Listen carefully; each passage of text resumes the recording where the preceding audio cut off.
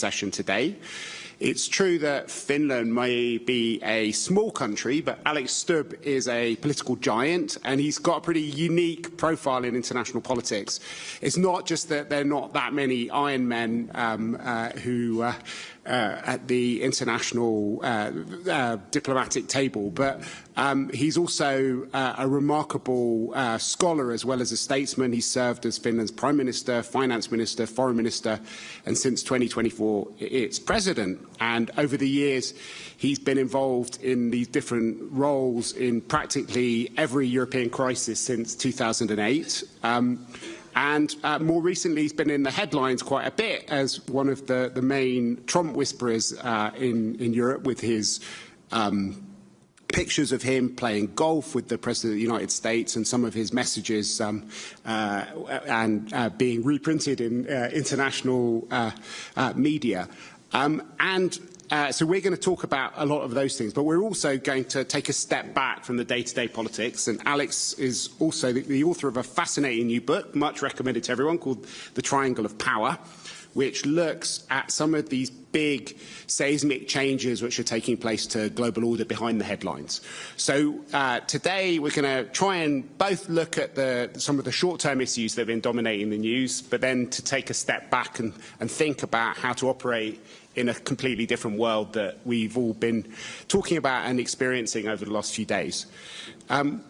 Welcome to this session, Alex. Maybe we should start with that, with the big picture, and then kind of end with the headlines. But in your book, you talk about how we're living through a hinge moment in history, and you compare 2025, 2026 to other periods where everything changed, like 1918, 1945, 1989. Can you maybe start just by describing where you think we're at and what these structural changes are, which are driving a lot of the headlines that we are reading? Yeah, sure. I mean, in summary, you could say that the big argument is that for us, this is the 1918, 1945, or 1989 moment of our generation. It's a moment when the world order balance and dynamics are changing. Sometimes they happen after wars, like after World War I, World War II, or sometimes after periods such as the Cold War. And we're sort of somewhere in between. And we know that orders usually last, or at least have in the past century, 20 years, as they did after World War I, 40 years as it did after World War II, or 30 years as it did after the Cold War. And what initiated the change in the current liberal world order, I would argue, was Russia's war of aggression in Ukraine. So we're talking February 2022. I fully realize that this is a rather Western perspective of looking at things, but I admit fully in the book as well that, you know, my identity is Finnish, Nordic, European, transatlantic. So I look at my analysis looks a lot through that lens. And of course, it has now been accelerated, this change and transformation with the new U.S. administration. And the triangle of power for me is the global West, which used to be led at least by the United States, trying to preserve the current liberal order. The global East, led by China, which was more supporting multipolarity and a new order. And then the global South, which unfairly I lump 125 countries into. But for me, that is the area and entities of the world that will actually decide what the next order looks like. And of course, now things move quite fast. I think the thesis still holds. But my big idea is that you kind of have a choice, which is fairly binary, but probably it's going to land somewhere in between. You have those who support multipolarity, which is about transaction and deals and actually spheres of interest, so not far from what we saw in the 19th century. And then you have those who support multilateralism, which is about international institutions, it's about rule of law, it's about norms, and basically the liberal world order that existed. And my final point, if we want to preserve the liberal world order, we need to give agency to those countries around the world which feel that the current order was built 80 years ago in the image of the West and especially the United States. So give more power to the rest of the world, because I still think that there are more multilateralists in this world than there are transactionalists. So this is the big idea of the book, and in many ways a defense of the liberal world order and of course of open societies as well. So it's a really interesting framework for thinking about what's going on. And you are positioning yourself against the tide of history on a lot of these different areas. You're a liberal in a world where there is a kind of big political movement against liberalism, which is particularly advanced in advanced democracies like the US and European countries. You're a multilateralist in a world where power politics is increasingly defining how events take place. And you say that you're a proud Atlanticist in a world where the meaning of the West is kind of fundamentally changing.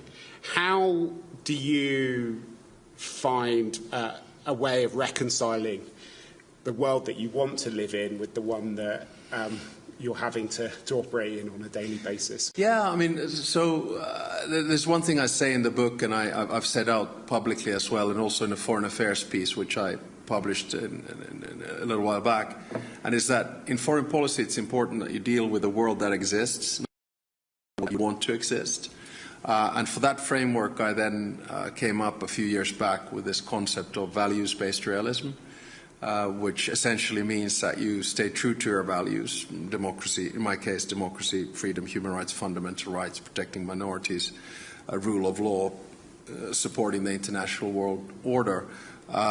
But at the same time you're realistic that you cannot solve all the world's problems like conflicts or climate change or AI only with like-minded countries. So you need to come together somewhere in a place to deal with it. I have to admit that when I crafted values-based realism, I wasn't really thinking about having to do it with the United States. But I have to admit that there is an element of that. So it gives me space. And what it's not a doctrine as such, but it's an instrument to take us over this period of transition. I know Mark Carney talked about rupture, and he might be right. He's a bit. You've converted Mark Carney, but how do you get beyond? It's kind of the biggest achievement in my life. I mean, Mark Carney quoting values-based realism, but no, I mean it's kind of the idea is. Then you have to ask yourself the question, okay, how do you do this? Well, a good starting point in my mind is another instrument I try to outline there, which is dignified foreign policy, because I feel that, you know, we have a lot of conversation about history, about a post-colonial world, about colonialism, and we always look back into history for examples on how we have been treated. So my take, and of course I come from a rather inoffensive country with a limited colonial past, which means that it gives me kind of street cred to do that. So I talk about dignified foreign policy. In other words, you have to behave towards the people that you want to work with in a respectable way, which seems to be lacking a little bit in the world right now as well, I have to admit. So we've been through this extraordinary psychodrama over the last couple of weeks around Greenland. I think without a doubt in my mind it's the biggest transatlantic crisis that we've seen since at least Suez. It looks like things are kind of being resolved, but I think it is quite important to take some lessons from what's happened over the last period of time. What do you think the main lessons are? That we live in an unpredictable world, and there will be curveballs coming at you in foreign policy virtually every day. You know, I don't remember a Davos, and I've been here 11 times, where in the first 21 days of the year we've had Venezuela, we've had Ukraine, we've had Greenland, we've had Iran, we've had Gaza, just to name 5 conflicts that have been tossed around. You know, we just have to take these curveballs one at a time. In the Greenland issue, right in the beginning when it started, you had 2 camps. You had those who in Europe who wanted to de-escalate, and then those who wanted to escalate to de-escalate. And I think most of us sort of worked in both of these spheres. So we were looking for instruments which would try to tone down the language by threatening escalation on different types of measures that the European Union has. But the key for me was to look at three possible outcomes or scenarios. One was good, one was bad, and one was ugly. The good one was that we would get an off-ramp and then a process which would strengthen Arctic security. A bad one would be an escalation in tariff wars. And an ugly one would be a declaration of military intervention in Greenland. And I think in the past 3 to 4 days, where we pretty much worked around the clock with Mark Rutte and Jonas Störe and American senators and others, we were able to escalate, to de-escalate, and end up in zone number 1. So good outcome. But at the same time, I can't say that this won't have an effect. Of course it does, because one of the key principles of the international order and how you treat alliances is that you respect the sovereignty and territorial integrity of each and every one of us. But we were able to deal with it short term, and now we have to have a look what we come up with long term. So what do you think the short-term lesson is? That you need a mix of showing that you're serious by filling the vacuum, both militarily with threatening to use countermeasures and frenetic diplomacy. It's just you just have to work the phone, and you have to do it behind the scenes. And in terms of the longer-term questions, I mean, you're a very passionate European. You've worked for the EU institutions as well as for your own government. You've been part of this fundamental transformation of Finnish identity from being a kind of neutral country to being one of the most passionate defenders of European sovereignty and of the EU. What do you think Europeans need to do now in order to make sure they can be sovereign in this new world that we've been talking about? The first just general observation is people don't realize this. Finland is actually the only Nordic country which is 100% EU member, in the sense that we are in the Euro. No opt-outs. Exactly. We don't, we're in the Euro and we don't have any derogations. And I think that the original decision for us to join the Union in 1995 in a referendum was based on security, though we didn't want to talk about it at the time. We never wanted to be alone again, so we did that. And of course on NATO, which I wish we would have joined much earlier, we ended up joining it also because, attacked Ukraine. So what's my advice to my European friends? That is to say that don't throw the baby out with the bathwater. We've been in transatlantic crisis before. You mentioned the Suez Canal. France left NATO. There has actually been regime change, or elections have changed leaders in Germany because of placement of different types of military equipment in Germany because of the transatlantic relationship. So I think be pragmatic, use the value space, be true to your own values. So that means that you look for places where you can cooperate with the United States and the current administration. The war in Ukraine is an obvious one. NATO is another one. In my case, icebreakers. Probably not in the case of the rest of you, but we work with the American administration on technology. We work with minerals. But at the same time, we can't do it naively. We have to be cognizant of the fact that there's a lot of movement in the transatlantic partnership right now. But fortunately, Finland's bilateral relations with the U.S. is really good, so we are in a good place. But when you do that, realize that there are going to be areas where you're simply going to disagree. And you can tell that either publicly, which some people do, or then privately, which I do.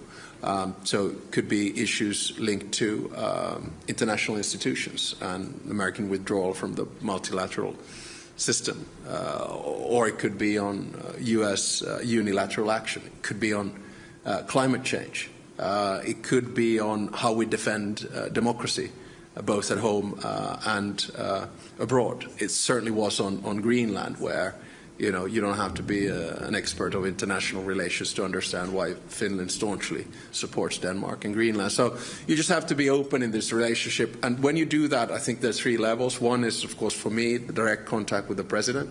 But I don't have no illusions. I mean, Trump whisperer, nice, but I mean, I whisper or text, and most of the time he doesn't listen. So, so be realistic about it. Second level is people close to Trump. And the third level is actually the first branch of government, Senate and Congress in general. So you just have to work very pragmatically at it and believe that this transatlantic partnership will survive. So before we all became experts on Greenland and Greenlandic security, the biggest European security question was about Ukraine and its future, and that is something which is very much still on the cards, and we hear that Steve Witkoff is going to fly off from Davos to Moscow. And Jared Kushner. And Jared Kushner as well. You've been intimately involved in every single stage of the negotiations and discussions around Ukrainian security. How do you see the situation at the moment? Well, I think probably two remarks on that. One on the peace process and one on the narrative of the war. So on the peace process, I'm carefully optimistic in the sense that ever since, to be honest, Jared Kushner came in, the process became much more concrete. So yes, there was the 28-point plan, but if you look at what happened after G20 in 3 different cities, Geneva, Berlin and Paris. In Geneva we had national security advisors from the US, from Ukraine and from Europe trying to suss out and bring it down to 20 points.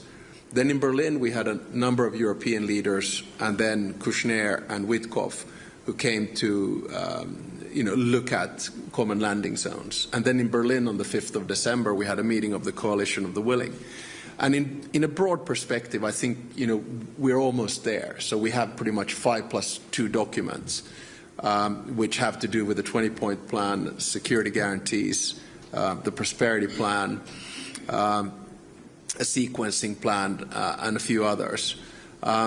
So the good news is that Europe, Ukraine, and the United States is on the same page here. Now, my second point is that there seems to be a narrative that Ukraine is losing this war, and I simply don't buy that. And we have enough information and intelligence to back this up as well. But it's a Russian narrative which has been also floated a lot in the US. The first question you have to ask yourself, what were the strategic aims of Putin? Number one was to take over Ukraine and make it Russian. Well, Ukraine is going to become a member of the European Union.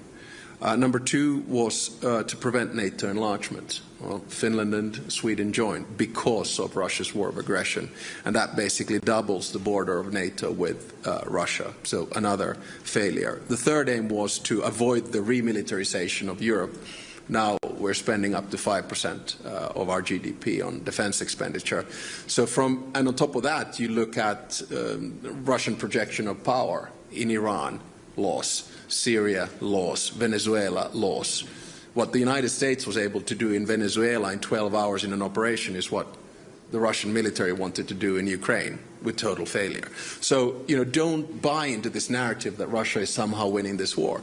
And if you look at it from a military perspective, what is going on right now is remarkable. Not only is Ukraine holding fort, the advancement of Russian forces is less than a percentage point in the past 2 years, so, of territory.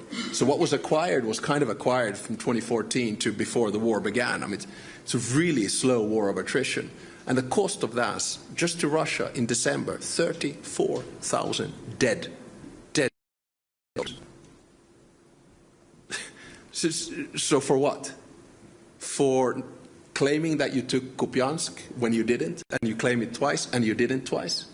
So people are saying that Russia wants to continue the war because they want more territory. That's rubbish.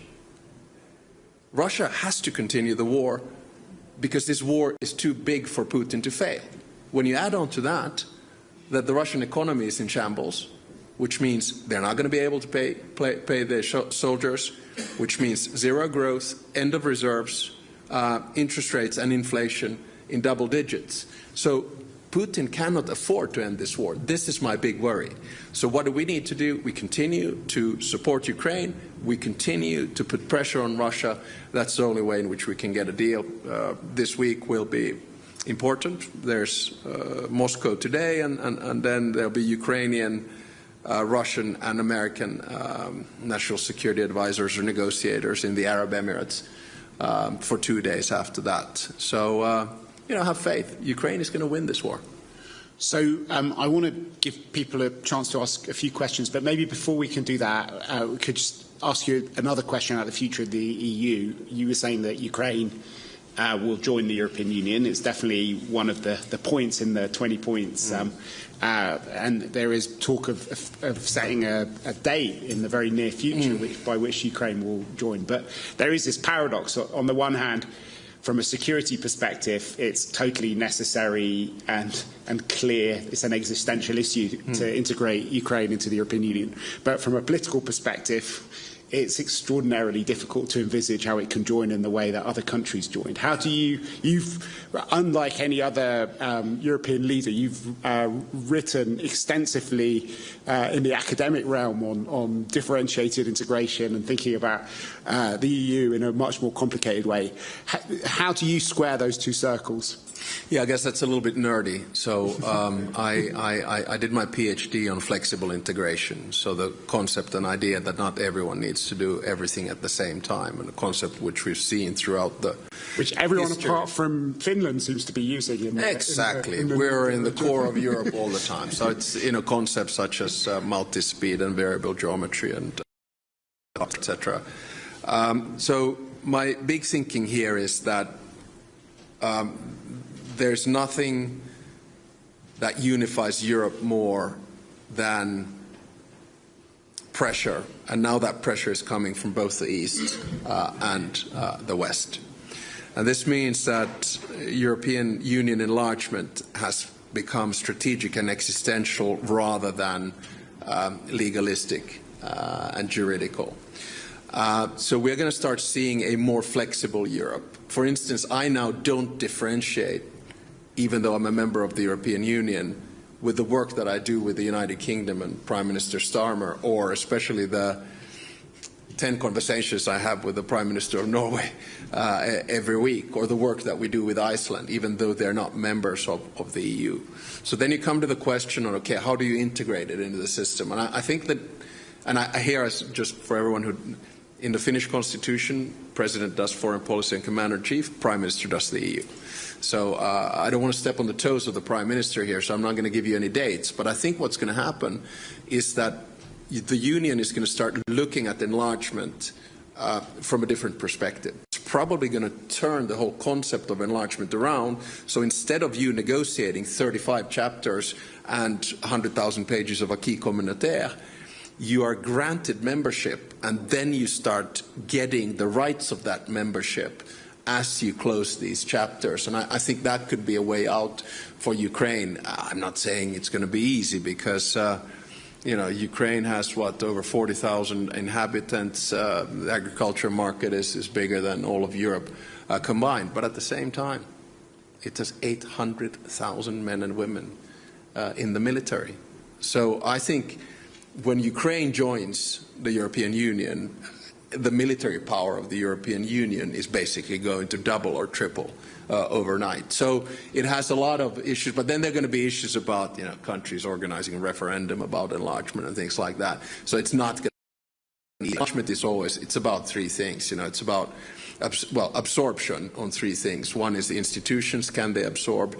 Two is budget, can it be absorbed? And three is policies, can it be absorbed? But I think it would be a travesty and strategic geopolitical mistake if Ukraine were not members of the European Union. And what do you think the implications will be for other countries outside the EU, like the UK, Norway?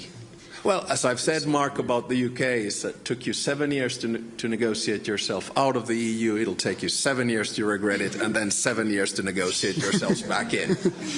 Okay, we've got time for a couple of questions before we end. If people could make them short and introduce themselves first. Sorry? Comfort. Oh, Comfort, yes. If Comfort is in the room. No, Comfort is in the room. Comfort does the first question.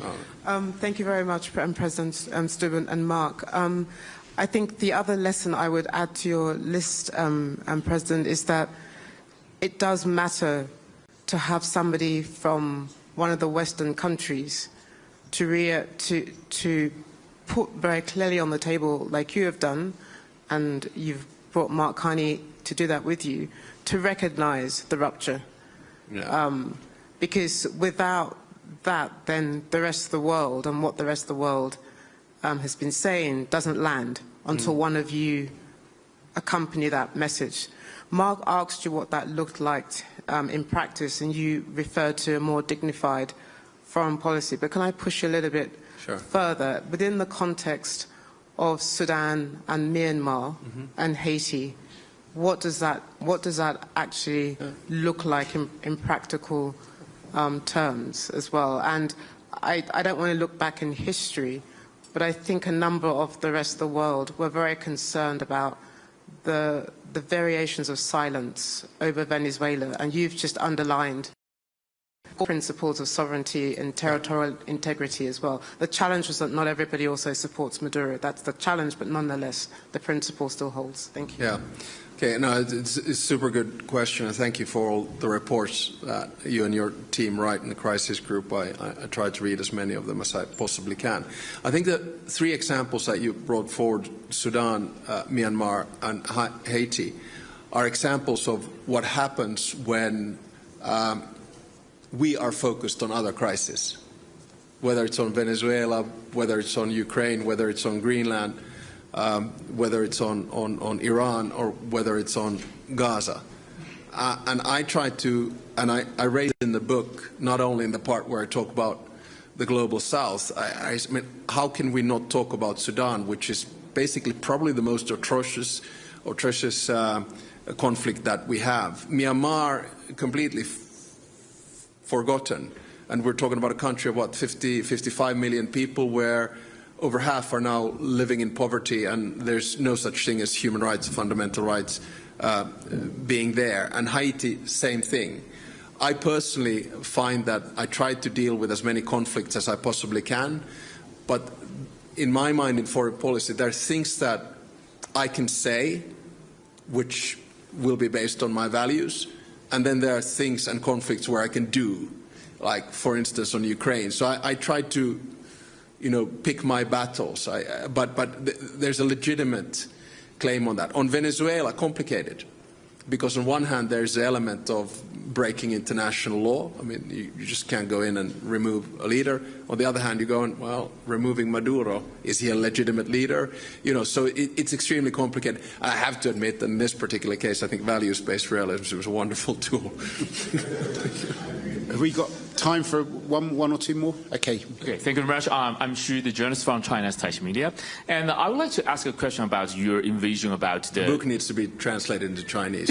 Yeah, but I want to focus on the European political atmosphere ahead. Because for the drama that you've mentioned for the past 21 days, it should be like a wake-up call for European and the so-called European strategic autonomy. But would you worry that in the years ahead, maybe the rising populism or the isolationist emotion across Europe might taking part or might take apart the foundation for the either European unity or the foundation for calling for further integration and strategic autonomy in Europe? And another follow-up question is that... I think we're almost out of time. Do you want to answer that quickly? Yeah, I think, first of all, I mean, I'll give it telegraphically. I do think that the pressure that we are now seeing coming from the United States and also coming from Russia will actually lead to deeper integration, probably more strategic autonomy, or whatever you want to call it, and however you want to define it, and also to an enlarged Europe. But there's another thing that it will lead to, and that is Europe looking also elsewhere. So we're kind of hedging or de-risking a little bit, like Mark Carney said in his speech. You know, Canada is 70% dependent on trade with the US. We are not in that situation. But we used to talk about de-risking from China. I don't hear that too much anymore, if you know what I'm saying. We're talking about de-risking elsewhere, which is an interesting phenomenon in all of this. And I think, you know, Europe is doing the right geopolitical thing, a deal with Mercosur. I won't have issue with what the European Parliament decided on that yesterday, but nevertheless, moving on. Or a free trade agreement with India. So you're going to start seeing Europe and other players. So this is in very many ways, I believe it is Europe's moment. And you are going to start seeing that. And I think we can cope with it fairly well. And just one final point. Europe used to be considered to be slow and legislative and bureaucratic and regulatory, way too stable. And right now, people are looking for stability. So I actually think that a lot of investment will start coming into Europe as well. I mean, I'm talking about the EU-US thing. So I'm actually quite optimistic about the future of Europe because of COVID, because of Ukraine, because of energy, because of the US. Okay, so we got one final question, this gentleman here. Good afternoon and namaskar. I'm Ishan Pratap Singh from the Global Shapers New Delhi Hub. I'm a 22-year-old who studied economics, entrepreneurship and international relations.